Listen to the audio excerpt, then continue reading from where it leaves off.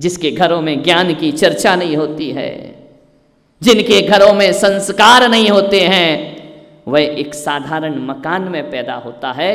और जिसके घरों में आचरण चरित्र की चर्चा होती है, वह मकान और अस्पताल में पैदा नहीं होता, वह एक विश्वविद्यालय में पैदा हुआ करता है। ध्यान रखिए, हमारा सौभाग्य है कि हमें उस विश्वविद्यालय में जन्म लेने का अवसर प्राप्त हुआ है। और यही वजह है कि मैं आज तक अपनी दृष्टि में गुरु नहीं बन पाया।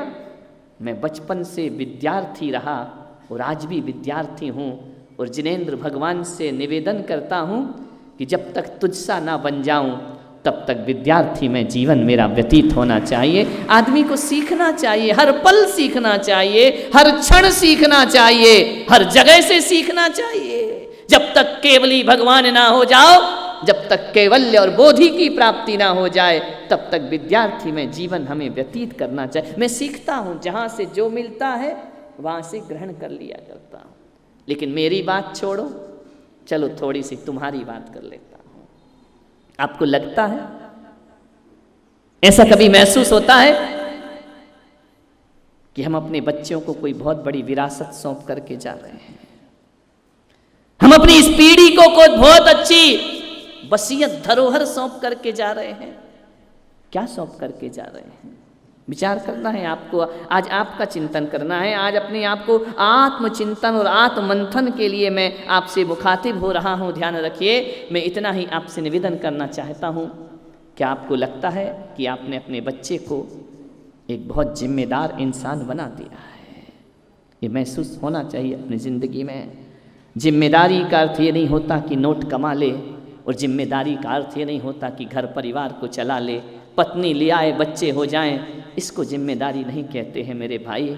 जिम्मेदारी तो उसे कहते हैं कि कैसी दिए में रोशनी छोड़ करके जाओ कि घर भी रोशन हो और पड़ोस भी रोशन होना चाहिए। उसका नाम जिम्मेदारी हुआ करता है। क्या आपने अपने बच्चों को ऐसे संस्कार प्रदान किए हैं कि मेरे बच्चे, मेरे बेटे अपने घर के आंगन में एक ऐसा पेड़ लगाना जिसकी छाया पड़ोसी के घर तक भी जाती हो? क्या ये संस्कार हमने दिए हैं? हमने तो शायद वो सौंप रहे हैं कि इस पेड़ की छाया केवल हमको मिलती रहे, पड़ोसी के घर में जाए तो डालियां काट देना चाहिए। ये संस्कार नहीं हुआ करते हैं। क्या आप अपने बच्चों के हृदय में वो दिया जला पाए हैं कि दहली के एक हिस्से पर दिया रख दिया जाए तो बाहर का दरवाजा भी रोशन हो और अपना दरवाजा भी रोशन हो? क्या ये दिया हम सौंप पाए हैं अपने बच्चों को? अपनी औलाद के प्रति हमारे क्या दायित्व हुआ करते हैं? अपनी संतान के प्रति हमारे क्या दायित्व हुआ करते हैं?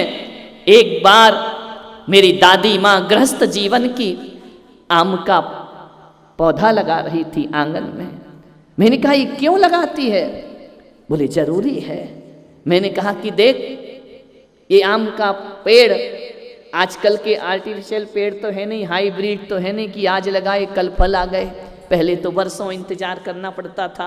कभी कभी तो ये होता था कि आम लगाते हम थे और खाती आने वाली पीढ़ी थी। उन्होंने एक आम का पेड़ लगाया, उन्होंने एक इमली का पेड़ लगाया। मैंने कहा ये पेड़ क्यों लगाए हैं? मैंने कहा देख, जब तक ये पेड़ बड़ा होगा ना तब तक तू इस दुनिया में नहीं रहेगी। तो मालूम है क्या बोला उन्होंने कि बेटा एक बात ध्यान रखना, यदि हर कोई ऐसा सोचेगा तो दुनिया में पेड़ ही नहीं बचेंगे, वृक्ष ही नहीं बचेंगे। छाया कौन देगा और फल कौन देगा? हर चीज अपने लिए नहीं होना चाहिए, आने वाले संसार के लिए भी हमें कुछ सौंप करके जाना चाहिए। हमारे पूर्वज सौंप गए तो हमने फल खाए हैं, अब हमारा दायित्व है हम सौंप कर जाएं तो आगे वाली पीढ़ी को फल खाना चाहिए। ये क्या है? ये कोई बहुत बड़ी उन्होंने डिग्री प्राप्त नहीं की थी, बहुत बड़ी किसी स्कूल में शिक्षा प्राप्त करने नहीं गई थी, लेकिन उनकी बातों से ऐसा लगता था कि वह शिक्षा भले उसने अक्षर ज्ञान ना किया हो, लेकिन अनुभव का ज्ञान अक्षरों से भी बढ़कर उनके पास हुआ करता है। मान्यवर, क्या सौंप रहे हैं हम अपने बच्चों को? ऐसी जिंदगी नहीं हो गई हमारे बच्चे की कि उनका अपना कमरा है, अपना लैपटॉप है, अपना इंटरनेट है, अपना मोबाइल है। एक कमरे में बंद रहना चाहता है आज का बच्चा। हम लोग वो थे कि बाहर भागना चाहते थे तो माँ बाप पकड़ के घर के अंदर लाते थे। आज का बच्चा बाहर नहीं जाना चाहता है, वह कमरे में बंद रहना चाहता है, अंदर से लॉक कर लेता है। उसकी ज़िंदगी उसका मोबाइल हो गई है, उसकी ज़िंदगी उसके इंटरनेट हो गया है, उसकी ज़िंदगी उसका लैपटॉप हो गया है। मान्यवर, आप सोचिए कि आपके बच्चों के व्यवहार में यह परिवर्तन आ रहा है या नहीं आ रहा है। मैं निकलता हूँ, देखता हूँ, पहले मोहल्ले में गाँव में गिल्ली डंडा खेला करते थे, पहले वह समय था, कोलाहल होता था, स्कूल से बच्चे आ जाते थे। आज शांत वातावरण है। आपकी गलियों में, मैं औरंगाबाद में हूं ना, गलियों में बच्चे खेलते आज तक नहीं दिखे, लेकिन सारी रात कुत्ते भौंकते जरूर दिखाई दिया करते हैं। पूरी रात हमारा सोना हराम है, जीना हराम है, पूरी रात आवाज करते हैं। पहले बच्चों की चहचहाहट हुआ करती थी, कोहराम हुआ करता था, अब नहीं हुआ करता है। बदल गया माहौल हमारा, बदल गए हमारे सोच, बदल गई हमारे जीवन की शैली, कैसी जिंदगी जिया करते हैं। मान्यवर, मैं आपसे निवेदन करना चाहता हूं। एक आदमी आया मेरे पास, महाराज बहुत दुखी हूं मैं। मैंने कहा किस बात का दुख है आपको? बोले मेरा बेटा, मैंने कभी नहीं सोचा था ऐसा जैसा मेरा बेटा निकल गया। मैंने कहा कैसा निकल गया? बोले महाराज वो कोई हमारे संस्कार और परंपराओं को जीना नहीं चाहता है। मंदिर आना दूर की बात है, मंदिर तो आना ही नहीं चाहता, और मुझे नहीं मालूम कि साल में वो कितनी बार भगवान के दर्शन करता होगा। अभिषेक पूजा उसे बेकार की बातें लगती हैं, धर्म उसे बेकार की बातें लगती हैं। महाराज मैंने सोचा नहीं था मेरी औलाद ऐसे निकलेगी। मान्यवर, सोचना है, जब बच्चा छोटा होता है ना तो नाव की तरह माँ से बंधा रहता है, जहाँ जहाँ माँ जाती है वहीं वहीं बच्चा जाता है। जब बच्चा थोड़ा बड़ा होता है ना तो नाव की तरह बनना नहीं चाहता है, उस नाव से रस्सी छुड़ाना चाहता है। ध्यान रखिए, बच्चा जब छोटा होता है, बहुत छोटा होता है, तो माँ की गोद में बैठना चाहता है। वो बच्चा जब बड़ा होने लगता है ना तो गोद से दूर भागता है।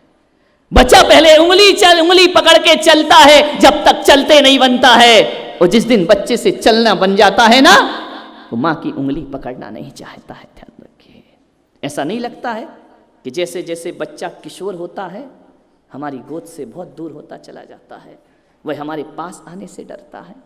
एक बात याद रखना, औलाद बड़ी हो जाती है, माँ कभी बड़ी नहीं हुआ करती है।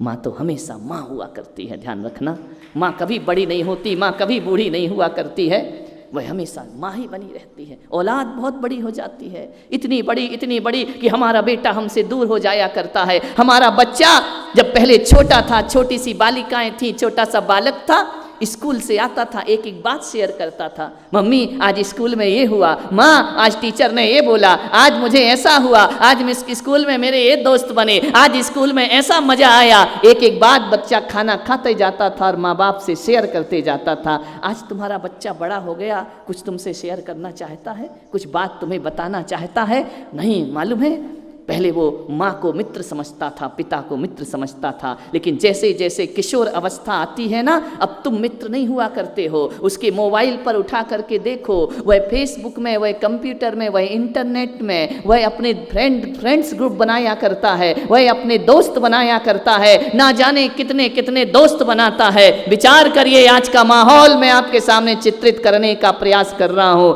फ्रेंडशिप डे आता है, हजारों दोस्त फ्रेंड उसकी फेसबुक में बने हुए हैं। मान्यवर, इंस्टाग्राम में फ्रेंड्स बनाता है, व्हाट्सएप में फ्रेंड्स बनाता है। कभी ख्याल करना, उस फ्रेंड्स ग्रुप में तुम्हारा नाम नहीं है, माँ बाप का नाम नहीं है कि तुम हमारे मित्र हो। किसका नाम है? जिनको तुम जानते भी नहीं हो। ध्यान रखना, तुम्हारा कहीं स्थान नहीं है।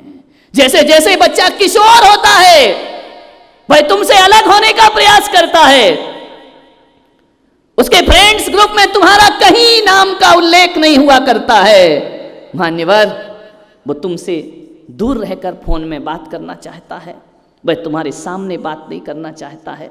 वह चाहता है कि मेरे कमरे में मम्मी पापा का प्रवेश भी नहीं होना चाहिए। जब वह रात रात मोबाइल चलाता है, तुमसे छिप करके बात किया करता है। वह माँ बाप के सामने अपने दोस्तों से बात नहीं करना चाहता है। ऐसा लगता है कि हमारी औलाद हमसे दूर भाग रही है, धीरे धीरे ध्यान रखना। इतनी दूर जाती है, इतनी दूर कि फिर वह विदेश पढ़ने चला जाता है, वहीं उसकी शादी हो जाती है, वहीं विवाह हो जाता है।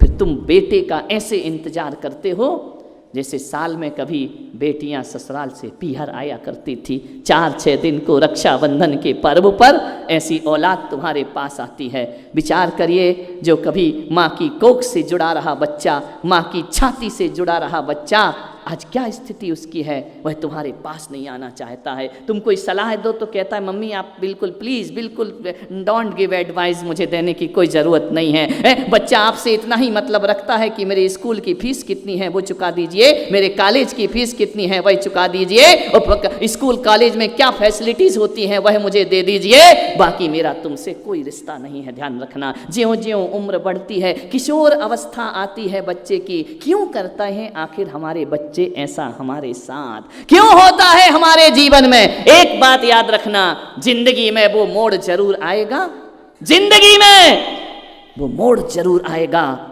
जब हमारा बच्चा खुद की दुनिया खुद बनाएगा। ध्यान रखना है, उसमें तुम शामिल नहीं होगे। ध्यान रखना, उसकी पत्नी होगी, उसके बच्चे होंगे, उसका परिवार होगा, तुम शामिल नहीं होगे उसमें। ध्यान रखिए मान्यवर, जिसे तुमने जिंदगी में शामिल किया वो जीते जी जिंदगी से तुम्हें आउट करने की तैयारी में लगा हुआ है। मान्यवर, आपसे निवेदन है, क्यों ऐसा क्यों हो रहा है? माहौल हमारे घरों का, ऐसा वातावरण का निर्माण क्यों हो रहा है हमारे घरों में?